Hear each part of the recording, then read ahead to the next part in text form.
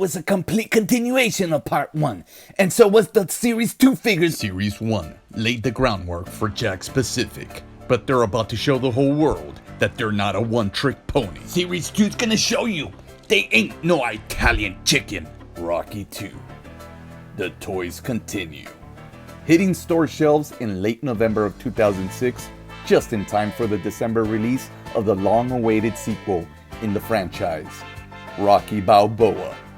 Fans were treated with a sneak peek of the aforementioned movie figure, post-fight Rocky Balboa, released alongside the 10 Rocky 2 movie figures. The packaging colors changed, as Rocky's did, from red and white to black and yellow. Photos in the background also changed to coincide with Rocky 2.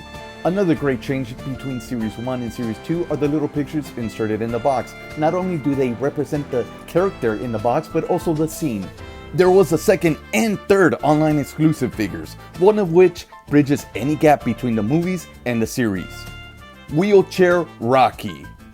With two notable bums in the series in Brent Musburger and Roberto Duran, I would have rather had a skinny Polly with a snow cone, a quote-unquote take her to the zoo Adrian, what are we doing here at the zoo? or even a Father Carmine. Series 2 gave us characters we wish we would have gotten in Series 1. Unfortunately, we still didn't get the championship belt. But don't get me wrong, this series did what it intended to do, and that is Win. What are we waiting for? Take this!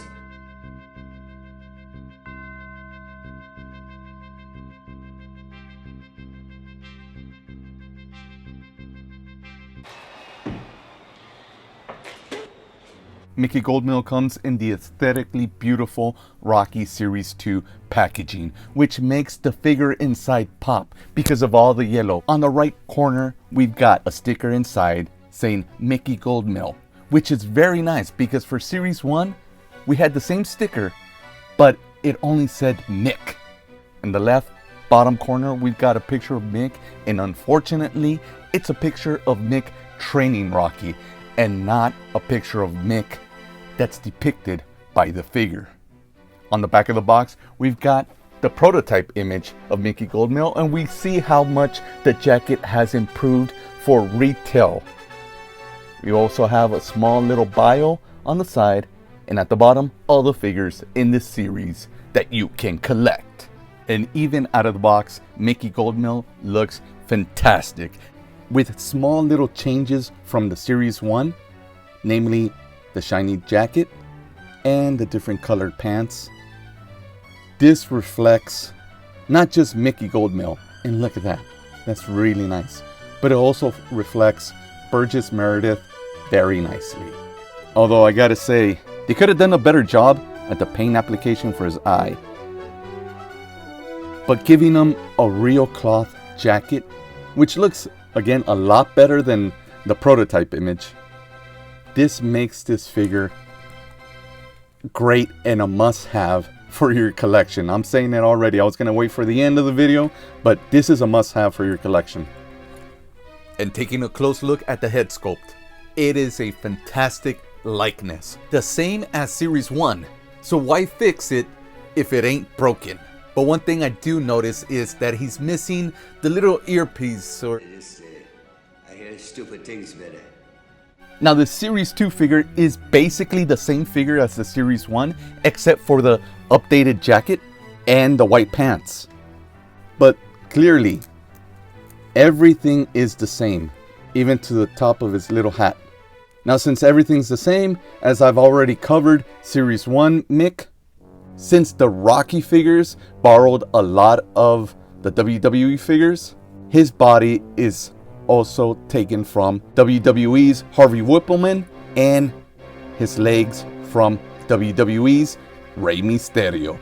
Another difference, not really in the figure in itself, but in the packaging, as Series 2 Mick came with what looks like a bar stool, but I guess it's supposed to be the stool in which Rocky would sit on after every round. But it is a bar stool. This was another thing from WWE toyline. I mean, the top rolls around a bit, nicely sculpted, but they're not at a bar. Let's take a closer look at that jacket. This is such a beautiful detail right here. It's very small, but it's perfect. Then you've got kind of like the zipper lining, and the glitter does not come off, which is awesome. It's beautifully crafted, made in China. And the back. Wow, that is just perfectly done. And all 4 pockets on the front are real pockets. You can't really fit anything in them unless you got little tiny mouth guards. Let's check out his articulation. He's got articulation at the head all the way around, shoulder, bicep, elbow, wrist all the way around, waist, hip, knee, looks kind of funny though, and a little bit of foot articulation.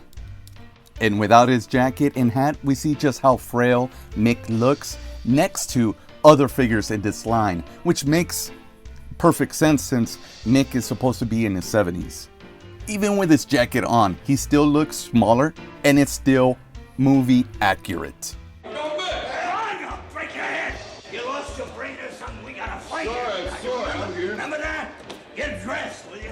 And as I said earlier in this video, this Mick is a must-have, especially if you've got a Rocky. You need a Mick. They only made 2 Micks in this toy line. That's Series 1 and Series 2. And in our next video, we are going to look at Rocky. So stay tuned. Don't forget to like, subscribe, and comment. And check out my other videos on this Rocky Balboa toy line by Jakks Pacific.